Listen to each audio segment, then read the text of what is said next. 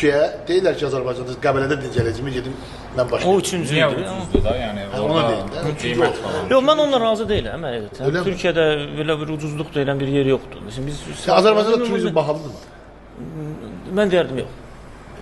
Azərbaycan turizmi o qədər də bahalı deyil. Yəni biz Qarşılaşdırmanız varmı? Çox. Bax məndə var. Mən onu necə müqayisə edirəm? Biz həm gəlmə turizmində fəaliyyət göstəririk və çıxartdığımız paketlərin qiyməti, təklif elədiyimiz paketlərin, özümüz çalışdığımız partnyorlar, istər Hindistan bazarı olsun, istər yaxın Şərq bazarı olsun.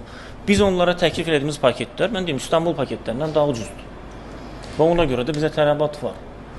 Hətta xidmət də bizdə daha ucuzdur. Məsəl üçün müqayisə ilə indi Rüfət müəllim də gedəcək Dubaya, görəcəksiniz xidmətin hansı dərəcədə, hansı qiymətdə olduğu, yəni çox yuxarıdır. Yəni bizdə Azərbaycan turizmi hal-hazırda baha Bəs deyil. niyə belə gəlir ki, insanlara bahadır? Çünki bu Bəli, niyə? bu insanların sadəcə olaraq